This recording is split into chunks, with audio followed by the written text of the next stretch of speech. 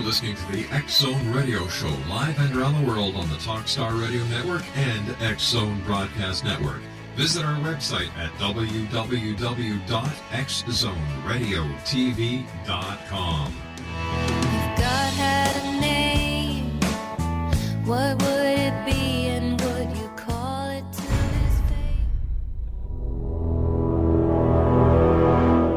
The X Zone radio and TV show is largely an opinion talk show. All opinions, comments, or statements of fact expressed by Rob McConnell's guests are strictly their own and are not to be construed as those of the X Zone radio and TV show or in any manner endorsed by Rob McConnell, Relmar McConnell Media Company, Talkstar Radio Network, its affiliated stations, or employees.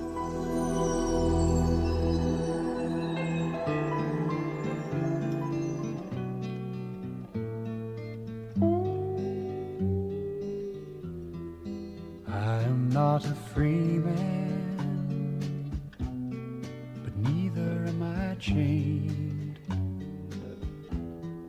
And I am not a wise man, but neither am I rearranged. I am not a new man, but neither am I old. I am not a rich man, but I cannot be sold. I am one. Welcome back to the X Zone. My name is Rob McConnell, and we're coming to you from our studios in Hamilton, Ontario, Canada. If you'd like to give us a call, 1-800-610-7035. Email xzone@xzoneradiotv.com. On MSN Messenger, xzoneradiotv@hotmail.com. And our website, www.xzoneradiotv.com. My guest this hour is Gabriel Wilensky. We're going to be talking about, well, let me put it this way. We've all heard of the Holocaust. Over the next hour, we're going to be talking to Gabriel about his book. It's entitled 6 Million Crucifixions, How Christian Teachings About Jews Paved the Road to the Holocaust. His website is www.6millioncrucifixions.com, and that's S-I-X million. I'll spell it out for you because I know what's going to happen. Some people are going to write the number 6 and then million and million and then 6. It's S-I-X-M-I-L-L-I-O-N crucifixions.com. That's www.6millioncrucifixions.com. Gabriel's had a lifelong fascination and done years of study into the question of why the Holocaust happened. And he's used his technical background as an award-winning veteran of the computer software industry to methodically research and write 6 Million Crucifixions, How Christians Teaching About Jews Paved the Road to the Holocaust. The final result is a well-structured and hard-hitting book that presents historical information with polemical conclusions. Joining me now is Gabriel Wilensky. Gabriel, welcome to the X Zone. Hi. What was your motivation to write your book, Gabriel? Well, the motivation was, it came from, since I was a teenager, I had been always fascinated by the Holocaust and by World War II. And for many, many years, I asked myself the question, why did the Germans and their helpers in all the countries that they invaded hate the Jews so much to murder them in the ways and numbers that they did? So for many years, I pondered about this question, and I could never really find a satisfactory answer. The propaganda and economic reasons were not enough to justify this kind of genocide. So I always wondered, what was it, until eventually I understood what was it that was behind that hatred. And when that happened, I felt motivated to share that insight with others who may have asked themselves the same question. So that's basically what motivated me to write this book. And what was that hatred? The hatred that people were very familiar with prior to the Nazis was antisemitism that had come early on in Christianity. Even from the very beginning of the Christian movement, right after the death of Jesus, the Christian thinkers and writers that followed him began a process of demonization of the Jews and of Judaism And this process actually snowballed. It started small. It started like an fraternal fight, but this thing grew into an all-out war, in essence, where the Christian communities in Europe persecuted the Jews in a number of different ways, including with violence. And this hatred actually became very, very ingrained in the Christian psyche, to the point that by the time the Nazis came to power in 1933, the peoples of Europe, the Germans in particular, but others as well, the French, the Ukrainians and Poles and so on, already viscerally hated Jews, and they hated them so much that and without any questioning, that they were willing to accept any message of hatred that conformed their ingrained notions. Gabriel, please stand by. We've got to take our first commercial break. Exonation. Gabriel Wilensky is our special guest. www.6millioncrucifixions.com. I'll be back on the other side as we continue talking about Gabriel's new book. It's entitled 6 Million Crucifixions, How Christian Teaching About Jews Paved the Road to the Holocaust. Interesting topic here on the X Zone from our studios in Hamilton, Ontario, Canada.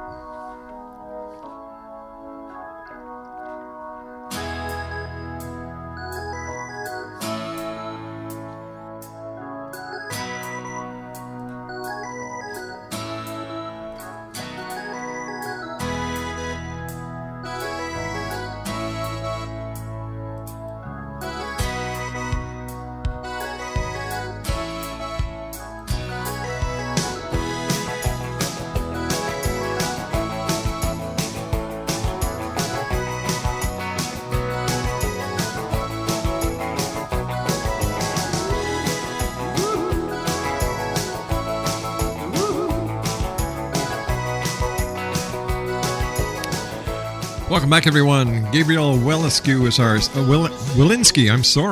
Gabriel Wilensky is our special guest, Exonation. He is the author of 6 Million Crucifixions, How Christian Teachings About Jews Paved the Road to the Holocaust. His website is www.sixmillion.crucifixions.com. What is 6 Million Crucifixions about?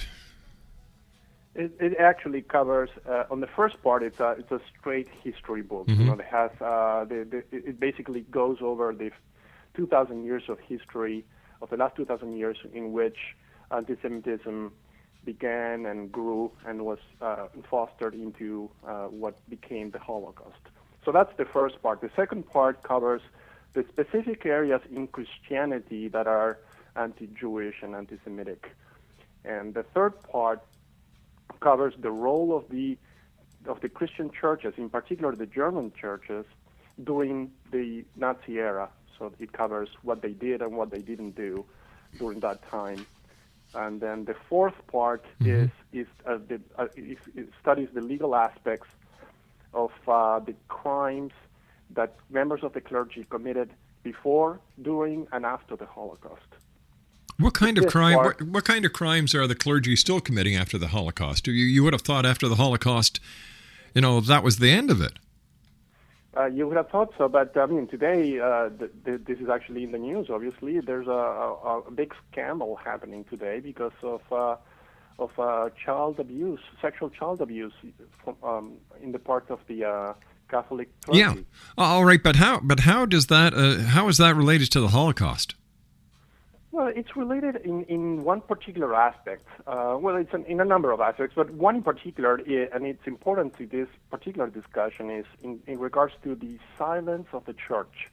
And the silence of the church is very deafening today when we see that there's so many thousands of cases of child abuse from the part of the church, and Cardinal Ratzinger, now today Pope Benedict, was responsible for this, and he and many other bishops during the time when the scandal began, for decades actually, basically hid this information from the public. And whenever a priest was found to have abused children, they never actually made this public. They never actually told the civil authorities.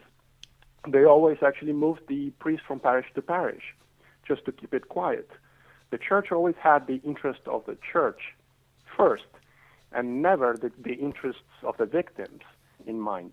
So the parallel here to the World War II era, to the Holocaust, is quite important because at that time, Pope Pius XII, who was the wartime pope, also had in mind the interests of the church first and victims second. I mean, a distant second. The church never saw fit to publicly denounce the Holocaust. They never actually called the Nazis or the Germans murderers. They never actually mentioned the Jews specifically as victims, even though 6 million of them were specifically targeted for murder. And therefore, I see a pattern of obfuscation, a pattern of silence. Between then and now, you can see, I mean, the crime itself was different. You know, one thing was murder, another thing is to sexually abuse a child. But the crime itself is not the point. The point is the silence about it. It's not saying anything about it. It's not trying to prevent it, or at least not doing enough to prevent it. That's All right. I have to ask you this question. How do you think the Christians or the Christian church could have stopped the Holocaust then? Well, think about it. The people who perpetrated the Holocaust were not Martians. The people who perpetrated the Holocaust were regular individuals. But that doesn't mean that they were Christians. The vast majority of them were Christians. By a giant percentage of them, maybe 99% of them were Christians. And many of them were not Christians by name only. They were believers, and they were actually paying the church tax, and they were actually going to church. Well, let me ask you this question then, sir. What is the difference between... All right, I'm going to have to watch how I say this. So just give me a second here to formulate the right way to say it. During wartime, people do things that they would not normally do. A soldier does what he is ordered to do. True? Yes. So when we're looking at World War II, believe me, thinking about what happened in those concentration camps to those people makes me sick. Anyone who tries to tell me that the Holocaust never happened needs their head examined. Oh, sure. But having said that, sir, when we look at soldiers, sailors, pilots, specifically the flight crews of the two aircraft that dropped the atomic bombs on Hiroshima and Nagasaki, it wasn't 6 million people. I will grant you the credit to that. What's the difference between what the American soldiers did, the American pilots did to Japan, and what the Germans did to the people in concentration camps in the Holocaust? There's a giant difference. I mean, these two things cannot be even put together in one sentence. Why not? There's absolutely no comparison whatsoever. Why not? The dropping the bomb on Hiroshima, or any bomb, for that matter, it doesn't really matter how big the bomb was. It was clearly an act of a military act. Well, wasn't... There was no question. Well, excuse me, I thought that the Holocaust was a military act ordered by... Not at all. There was absolutely... Killing 6 million Jews served absolutely no military purpose whatsoever. And the German army was only one of the branches of the German armed forces who were killing Jews, but they actually set up many organizations whose only purpose was to go and murder people. The SS was not a military branch. The Gestapo was not military either. But they reported to Hitler, didn't they? Of course. They and Hitler was responsible for their actions. Hitler was the man on top. Sure, absolutely. But that doesn't make it a military action, and that doesn't make it a military branch. All right, so let me rephrase it. So they were following out the orders of their commander-in-chief. Okay? Yeah. So whether they're the SS, whether they're the Gestapo, whether they're the Luftwaffe, whatever, they report to Hitler. Hitler says, sure. You know what? This is what I want. I'm not saying it's right. Believe me, I'm not saying it's right. I like I said, this is the furthest thing from my mind. But there's three sides to every story, and I guess I use that example because we try to say, well, Christians were as responsible as everybody else, and I don't believe so. Well, let me clarify one Sure. point. I agree with you that ultimately everybody was following Hitler's orders. But as you may know, in the Nuremberg trial after the war, the Germans had tried to justify their actions by saying, I was following orders. From a legal perspective, this didn't actually fly. The Nuremberg Tribunal did not accept this as an excuse, and therefore they set up the legal precedent that following orders was not an explanation or an excuse. A soldier had the right, and still has the right to object to an order that they deem immoral or illegal. But moreover, and this is actually more important, the SS members and the people in what was called the Einsatzgruppen and killing mobile squads that went into the Eastern Front killing Jews, these people were not forced to do anything. Some people have this misconception that the Nazis were all powerful and anybody that refused to follow orders would be summarily shot. Well, this is not true. The mobile killing squads had a commander who every morning gathered the group and told them, we're going to go into this village and we're going to gather all the Jews and get them into the forest and kill them over there. Anybody here wants to step out? So the commanders actually gave the troops the choice to participate or not participate in the murder. Now, you would think that these people... But during war, is it actually murder? Of course it's murder. So when you've got the American troops, the Canadian troops, the Australian troops rushing a beach to take the positions that the Germans were securing, even though it was for the right reasons, they were killing German soldiers. Now, is that murder? No. That's no. But you're equating something that has absolutely no equivalence whatsoever. Well, what do you mean? It was during a time of war, wasn't it? No, yeah. But the fact that it's time of war doesn't give you freedom to go and do whatever you want. If you're a soldier in time of war, and you have another soldier, in front of you with a different uniform and trying to shoot you, you can shoot back. And even if the guy doesn't shoot you, you can still shoot him because he's the enemy. And he's in uniform, and those are the rules of war. There's this thing called the Geneva Conventions and so on that clarify what you can do and what you can't do. Yes, but you and I both know even the Geneva Convention doesn't work during the war times. Sure, but let me actually clarify something that is very different. So that's one thing, and this is what soldiers do. And this is a soldier in the army who's shooting to somebody in a building or in the field or whatever. And this applies to soldiers who's shooting a cannon from a ship to another ship, and for a pilot that is dropping bombs on an airplane. So all these are actions that soldiers do. There's no question that this is okay. This is very different from what the Germans were doing to the Jews. Because the Jews were civilians. The Jews were not only civilians. This is what the Germans were doing. They were going to a village in Poland or Russia somewhere. Yeah. They were actually going at 4 or 5 in the morning. They were grabbing all the Jews out of their beds. They were dragging them into a forest nearby, and they were making them kneel by a tree and putting a bullet in the back of their heads. And they continued to do this all day long, and they did it day after day. All right, stand by. We've got to take a commercial break with the news. Exo Nation. Our guest this hour is Gabriel Wilensky. His website is www.6millioncrucifixions.com. The name of his book is 6 Million Crucifixions, How Christian Teachings About Jews Paved the Road to the Holocaust. I'm going to get into this title on the other side of this commercial break with the news. Don't go away.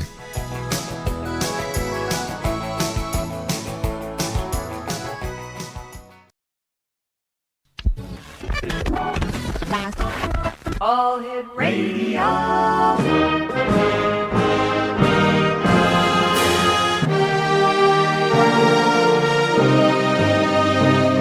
Welcome to the X Zone, a place where fact is fiction and fiction is reality. Now, here's your host, Rob McConnell.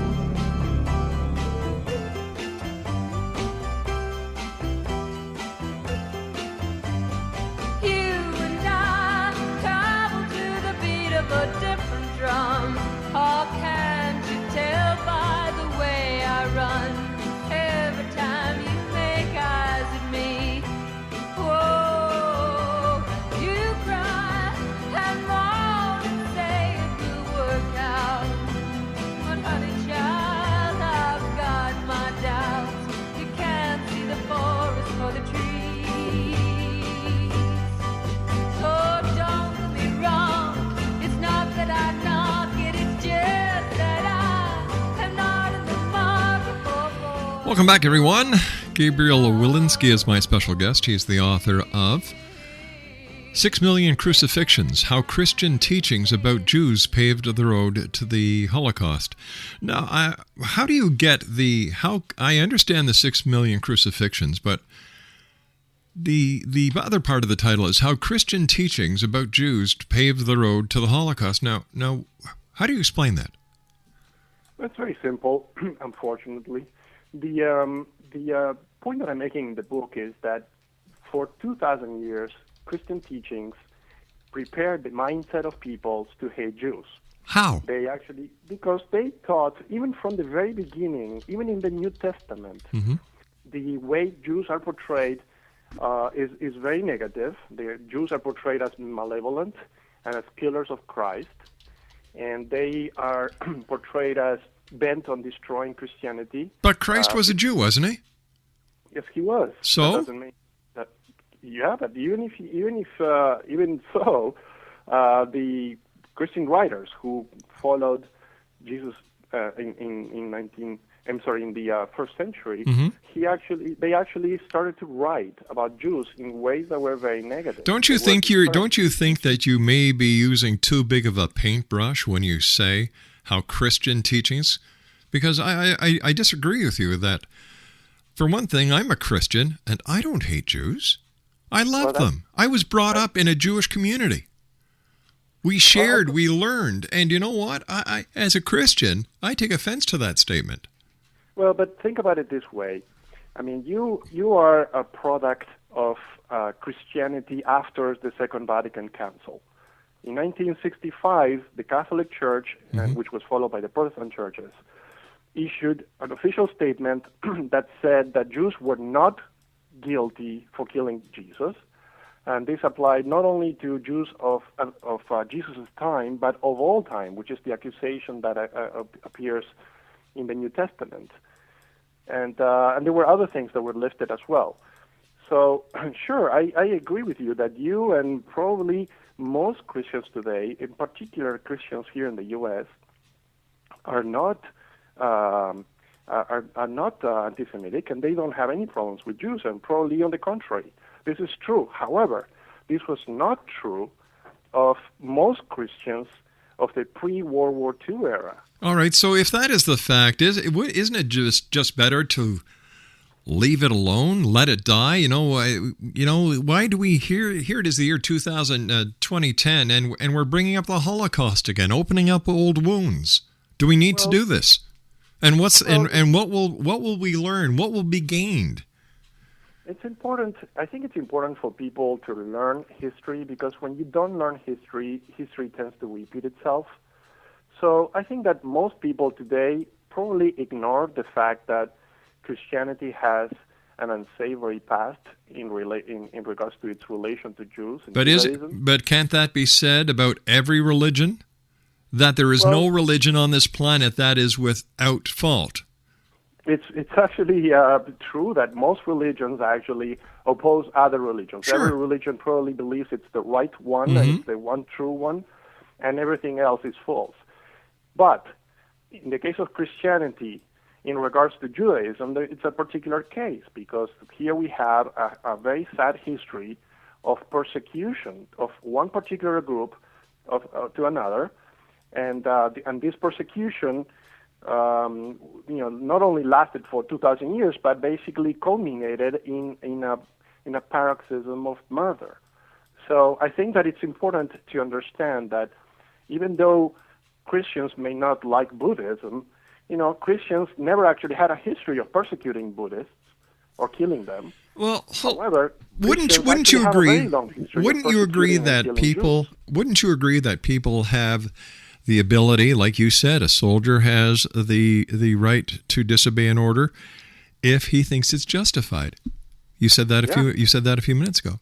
So why don't you give the same benefit of the doubt to Christians and other religions that you seem to be saying, all right, prior to this, the Christians were against the Jews, which I don't believe one bit.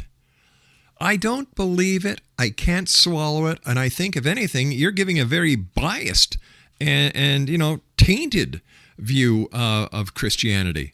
And, what's your purpose? Well, first of all, let me actually say one thing, and that is that you don't have to necessarily believe me. I mean, you can go to the library and read. There's hundreds of books written about Christian attitudes toward Jews and the persecution of Jews by Christians for hundreds and hundreds of years. Are you Jewish? I'm not actually practicing any religion. Were you Jewish at one time? I was Jewish at one time. So why did you convert? I didn't convert to anything. Why did you leave the religion? So do you believe in God? I don't. So why are you picking up the torch? What's in it for you? It's just basically trying to raise awareness so that people understand about this problem. I don't necessarily have an agenda that is Jewish or any other. I only want to help people understand this unsavory past. But you want people to know about this unsavory past. Yeah. All right. Well, you know what? If this did happen in the 60s, that's 40 years ago. Why don't you just let it die? We've got to move on. There's no sense opening up old wounds if it really did happen. Hey, if it happened, we've come a long way. 40 years later, we've learned our lessons. But it's actually not complete. I mean, there's still antisemitism is still part of Christianity in some forms, even though it's not nearly as bad as it used to be. It's still there, and even today, millions of people read the Gospels and other books in the New Testament, and they get a negative feeling toward Jews. I understand that not all of them do. I understand that most Christians perhaps get the opposite feeling. However, this is still there, and you can see the consequences of not basically learning about history. Even today, when you see a lot of people in the press, people in academia and other places, in the United Nations, who oppose the policies of the State of Israel as a proxy for the Jew. And this is actually interesting too, because the so-called new antisemitism is something that has its origins in the old antisemitism. The new antisemitism, of course, is the one where the old theological and then racial antisemitism gets transformed into a political form, which is anti-Zionism. So I think it's important for everyone to learn about history, because if you don't do that, then you're prone to repeat the mistakes of your ancestors. So, what you're saying is that Christians are very naive. They hate the Jews, whether they say it or not. Now, this is just what I'm taking from your side of the conversation. And we need to reinstate this and reinforce this, not that we'll learn, because we know, in fact, they're going to do it again. Am I right? Well, no, I'm not saying that Christians hate Jews. Well, what are you saying? I think some do, but not.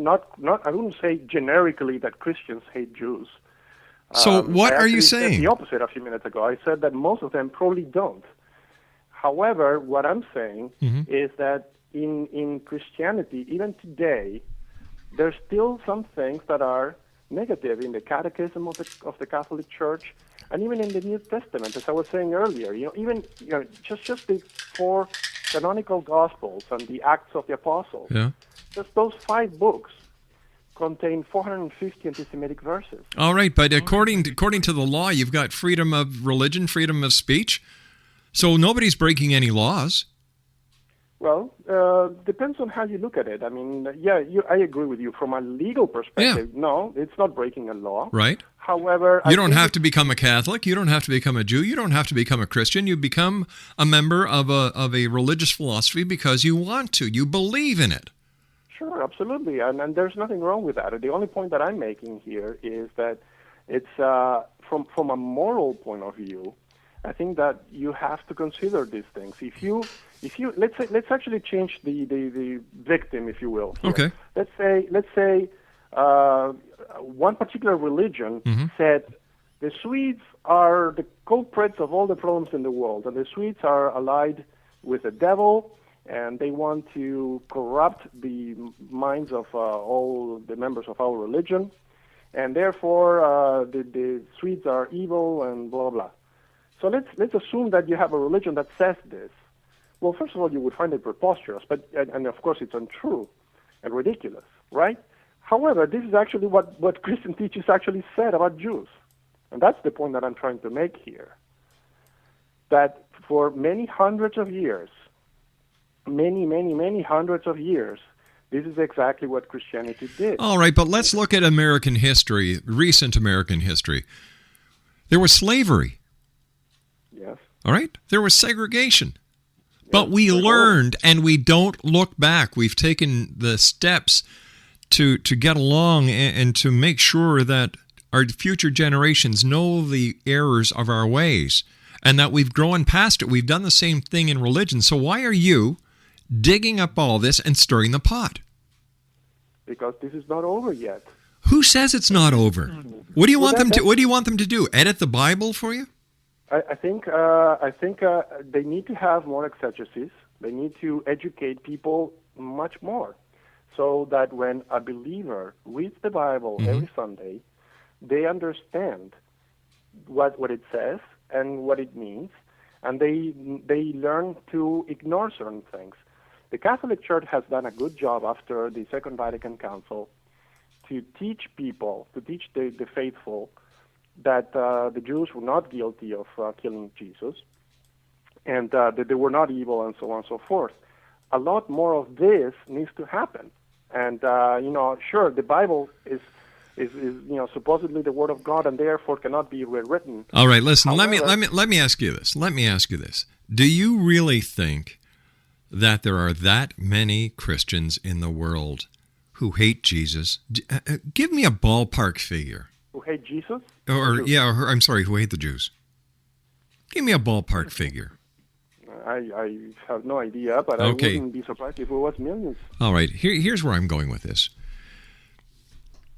In order to hate the Jews, right, you would then have to hate Jesus, because Jesus was a Jew. If you hate one, you hate them all. That's the nature of this conversation, because you're saying that, all the Christians are, responsible for this one way or another because of the doctrines. If that was the case, why do we still celebrate Easter? Why do we still celebrate Christmas? Why do we say the Lord's Prayer? It makes no sense. And this is coming from a Christian.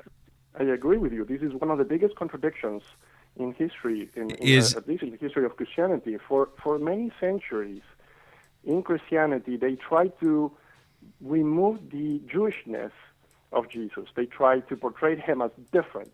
Even in the Gospels, again, going back to even the language used in the Gospels, when they talk about the Jews, and Jesus says, the Jews did this or the Jews did that. Think about it. If you're a Jew, and Jesus was a Jew, but if you were a Jew, you would not refer to all the other people around you who are also Jews as the Jews. But back then, in those days, not everyone around Jesus was a Jew. You had the Greeks, you had the Egyptians, you had the Mesopotamians. Well, you're talking about different peoples, but not the immediate people around Jesus. Jesus actually was not talking. He didn't actually have broadcast radio. He was talking to the immediate group around him. He was not talking to the Greeks in Greece or the. But what he was saying, what he was doing, he was signifying, and he was pointing out a specific group, the Jews. And I'm sure that if Jesus was around today, he'd say the Americans, the Canadians, the Australians, the Christians, the Arabs, the Muslims. So he said the Jews, big deal. No, but as a matter of fact, analysis of the Bible, of the New Testament, shows that the kind of things that the negative aspect of how Jews are portrayed have more to do with the intent of the writers of the Gospels and so on, Luke, Matthew, and the others. But they were Jewish, weren't they? Some of them were, not all of them were. Luke was not, and some of the others were not either. So the group of people around Jesus weren't all Jewish? But Luke and the other writers of the Gospels were not even alive when Jesus was alive. The writers of the Gospels, and the Gospels themselves, were written 30 to 60, 70 years after the death of Jesus. None of the people who wrote the New Testament knew Jesus firsthand. So when they wrote about these things, they were just writing about, it was hearsay. They wrote about the stuff that they heard people, the stories that people were telling each other, but none of them actually knew him personally. All right, stand by. We've got to take our final break. Exonation, Gabriel Wilensky is our special guest. He is the author of 6 Million Crucifixions, How Christian Teachings About Jews Paved the Road to the Holocaust, a title which I totally disagree in. I'll be back on the other side of this commercial break trying to make sense of this entire conversation when we come back here in the X Zone on the Talkstar Radio Network, X Zone Broadcast Network, and Star Cable. Don't go away. It is just that I am not in the market for a boy who wants to love only me. Yes, and I ain't saying you ain't pretty. I'm saying I'm not.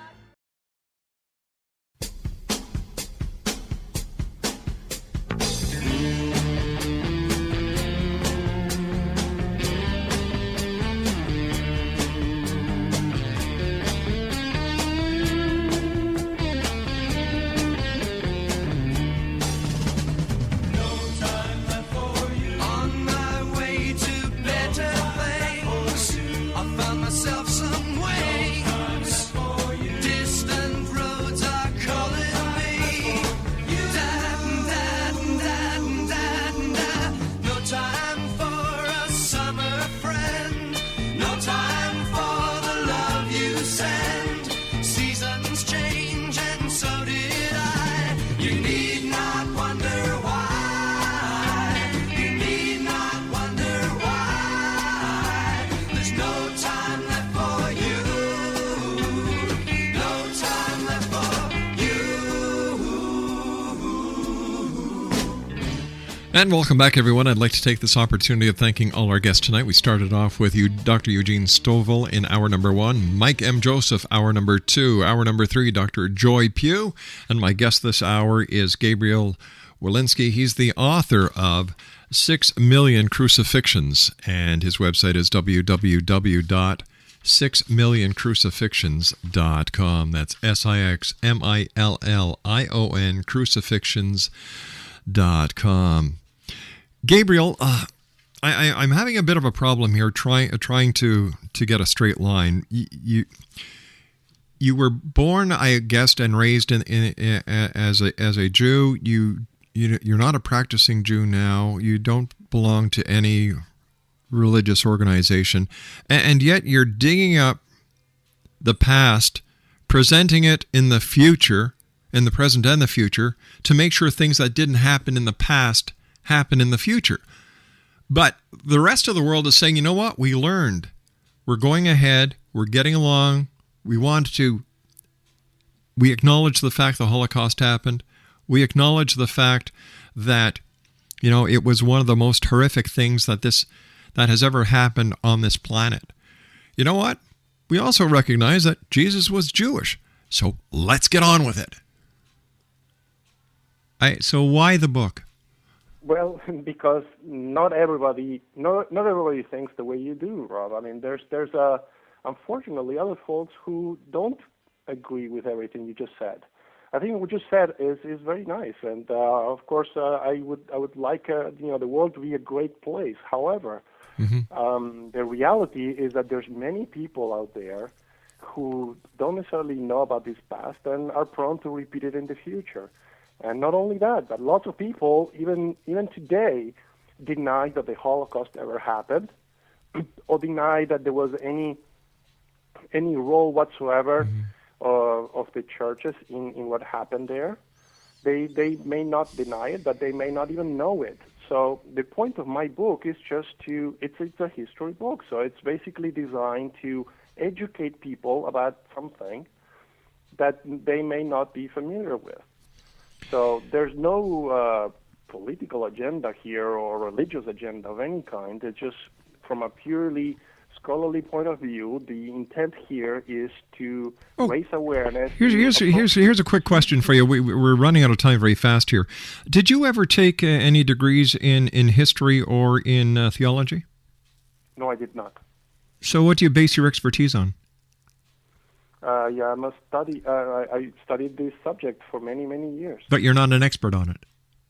I'm an expert in the sense of having studied it. I basically had to read dozens and dozens of books that were part of the research that went into making this book, just like any scholar that has a degree in history would have done. All right, Gabriel, I want to thank you very much for joining us. I don't buy your argument. I think that we have to move on in life. There were a lot of things that we've done in our past. We have learned. And, well, I guess somebody will buy your book, but certainly not this guy.